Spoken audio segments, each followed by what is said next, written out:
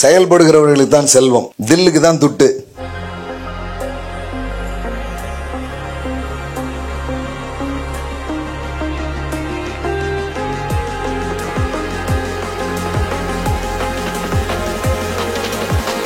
உமக்கு பயந்து உங்க தாளந்தை இன்னொரு இடத்துல போட்டுக்கு சேலையிலே அவன் என்ன பண்ண இருந்தானா, கெட்டி வச்சிருந்தானா, அதனால இந்தாங்க உங்க இதை வச்சுக்கோங்க அப்படின்னு என்ன பண்ணிட்டான், திருப்பி கொடுத்தான். இவனுக்கு என்னன்னா சித்தம் பயம், நீ விதைக்காத இடத்தில் அறுக்கிறவரும் தெளிக்காத இடத்தில் சேர்க்கிறவரும். எவ்வளவு கன்ஃபியூஷன் பாருங்க. ஆண்டவர்னா யார், ஆண்டவர்னா யாரு தெரியவே மாட்டேங்குது.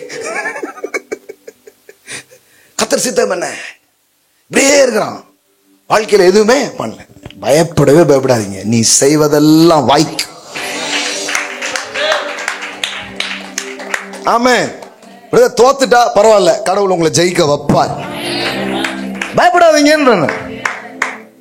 ஆமென். செயல்படுகிறவர்களுக்கு தான் செல்வம், தில்லுக்கு தான் துட்டு. ஹலோ ஆமென். பயந்துக்கிட்டு அப்படி ஆயிருமா இப்படி ஆயிருமா, என்ன எல்லாம் பிறக்கும் போதே பெரிய பணக்காரங்களா பிறந்துட்டாங்களா? அதெல்லாம் இல்லை. கடவுள் உங்க கூட இருக்கிறாரு. கடவுள் உங்க கூட இருக்குன்னா நீங்க சோம்பேறியா இருக்க மாட்டீங்க. பிளான் பண்ணுவீங்க, திட்டமிடுவீங்க, போய் இந்த பில்டிங் என்ன வரலான்னு கேட்டு வருவீங்க. ஆமென். இதுக்கு துட்டுலாம் தேவையில்லை, தில்லு தான் வேணும். ஆமென்.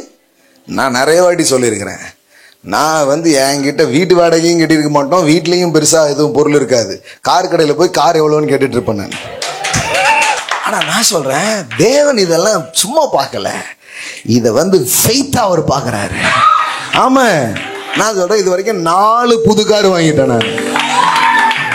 வேடிக்கை கிடையாது. முதல்ல என்கிட்ட இல்லை, ஆனால் இருந்தா எப்படி நடந்துக்கணும் அப்படி நடந்துக்க ஆரம்பிச்சேன். ஆமென். இருந்தா எப்படி பேசணும் அப்படி பேச ஆரம்பிச்சேன். எனக்கு தருவார். நாளைக்கே காசு வந்துச்சுன்னா விலை தெரியணும்ல, விலை கேட்டு வைப்போம்.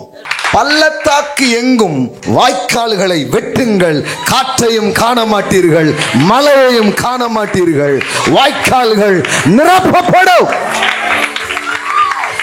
ஆமா சார், வெட்டியா இருக்காதீங்க, வெட்டிட்டு இருங்க.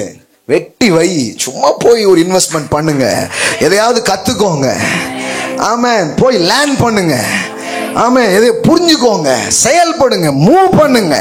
சும்மா இந்த போதனையை கேட்டுக்கிட்டே உட்கார்றதுனால கிடையாது, போய் ஒரு செயலை காலை எடுத்து வைங்க. இந்த யோர்தான் வேற கரை புரண்டு போகுது, அது கொஞ்சம் வழி விட்டு வத்துச்சுன்னு வைங்களேன், நான் டக்குன்னு அந்த பக்கம் போயிடுவேன். நீ காலை வச்சேன்னா அது பின்னாடி போகும். ஆமென்.